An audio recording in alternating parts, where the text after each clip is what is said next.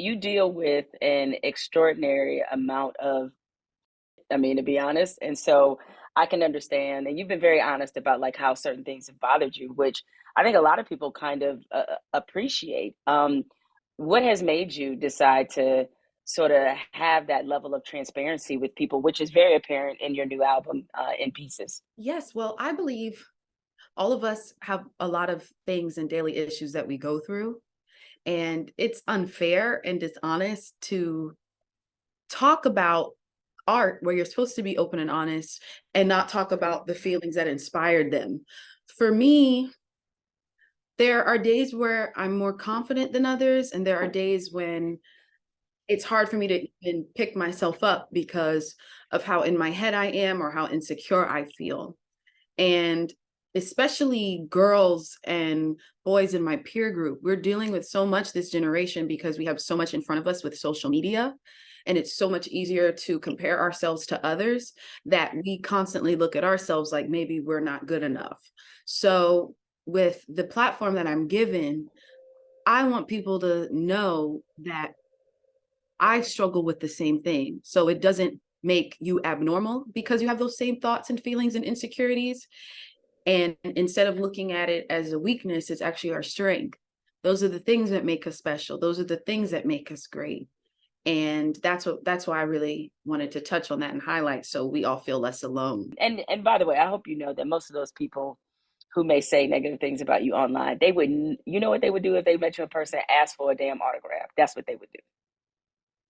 Yeah, and what made me feel a little bit better is that when I would see people like critique my career choices or how I make music or things like that, I'm like asking myself, well, you're behind a computer typing this, watching me do it. So I have to learn to not take that into consideration because sometimes it'll really bring me down and I'll really think that the opinion is valid. But then I have to remind myself, well, what are they doing?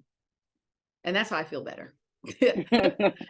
That's a good healthy perspective to have. Speaking of your career choices, let's talk about In Pieces. As I said at the top of this podcast, I do wish this album would have maybe came out when I was in college, when I was embroiled in a few toxic relationships. Uh, Pray it away.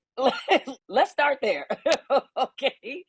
I would love to know how you channeled that song. Yes. So this incredible songwriter and artist, Jazzy, and I wrote this song. In the song, it was, to the person you're in another relationship with. But if you think about it, you can pray away any negative person, any negative situation. And I feel like boundaries are healthy. You can always love someone from afar. I think I've learned to master the art of that because I know if something isn't serving me or making me feel good, I just block it out of my life, literally, from relationships to friends, things like that, because we owe it to ourselves to be happy. So if there's anything that's making us feel less than that, or like we're not good enough or unworthy, pray it away. Yeah, because just by the song title, before the song started playing, I had a totally different song in mind what it might be. And then when it started, I was like, oh, okay, we into it now. This album seems very personal. And I would like for you to go back as you were writing it. I know, it took a little bit to kind of put together, but like, how would you describe sort of the mental space you were in as you were putting this album together? It wasn't the healthiest one. And I really used music as my crutch and my therapy because when you have this idea of what your life is like in your head and what it's supposed to be like and what you always thought it was, when you come across situations and information that kind of disrupts everything that you thought you knew, it makes you look like it's something that you did or something's wrong with you. So I was looking down on myself a lot because of what others were doing to me. And it's like I was beating myself up because of how wrong people were treating me. And that's not fair to myself, but that's what I did. And that's why I really wanted the artwork to be that photo of me holding my heart in my hand because I'm always taking my heart out to give it to others. But instead of looking at it as it's a weakness, I'm just emitting light from it. So that's why the heart is illuminating. So through that, instead of looking at it like a bad thing, it's a good thing. How I love is a superpower. How I see good in a lot of situations is a superpower. So instead of thinking that I'm naive, thinking that I'm not mindful, things like that I would tell myself when I get in these situations, like, man, I wish I paid attention here, man, I wish I protected myself, man, I wish I wasn't so open. That's okay. I don't have to change myself because of other people. I just have to just protect myself, but there's no need to change it. And that's why I wrote the first demo on the album, which was Heart on My Sleeve, because instead of looking at it like it was a bad thing, I looked at it as it was my strength. Mm. So how do you prevent yourself from becoming hardened? Like you said, you um, feel like you protect yourself, but you don't want to change the essence of who you are. So how do you sort of prevent yourself from getting hardened and going in the opposite direction? That's a great question because for that, if I'm being completely honest, I have to give my godmom a lot of credit for that because of all of the things that I've been through, I'm shocked that I have this healthy of a mindset. And the times where I felt myself kind of slipping or even letting my heart get filled with fog or anything like that, she would be the one to be like, hey, Chloe, maybe look at it from this perspective. Don't stoop down to this level, certain things like that. So I feel all of us need somebody around us who won't always lie to us and say yes, just because it'll make us comfortable. And even Hallie, like, she's an Aries, so she's quick to call things out and everything.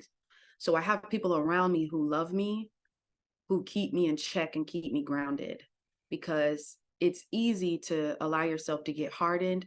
It's easy to become filled with resentment. It's easy,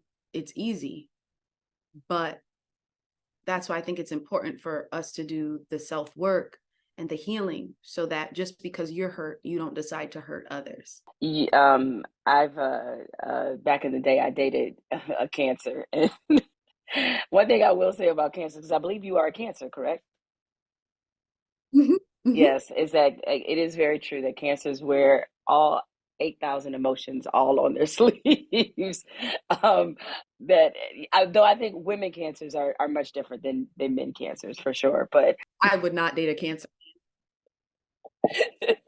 oh yeah, I was like they were on my do not ever again do this again list after that See, particular see, relationship. see? Yeah, Yeah, Cancer men are another level. yeah, they are. I was like, I don't have the nerves for this. Like this is this is something else.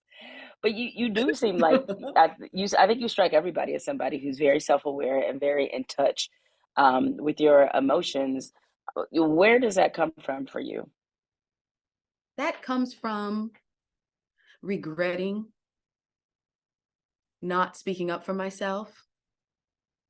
That comes from being in my room, looking at the wall and being like, man, if I would have done this, maybe I would have been happier. Maybe it would have been a different outcome. So I think I just got tired. I got tired of being the doormat to everyone in my life. And I wanted to take my power back because I was so used to that feeling. When I realized I was self-inflicting that feeling on myself as well, I was like, okay, no, I need a change. And that's why even now I'm trying to remind myself every day, like, you deserve this. You're supposed to be here. You work really hard. You're supposed to have this. You're supposed to feel good.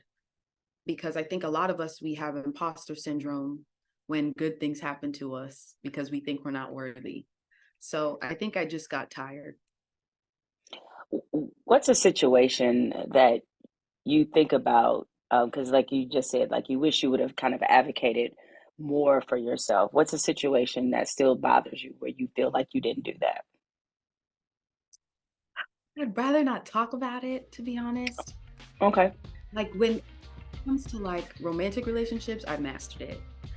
I'm quick to like cut things off. But like there's still things that I'm healing from, so it's not the easiest to talk about.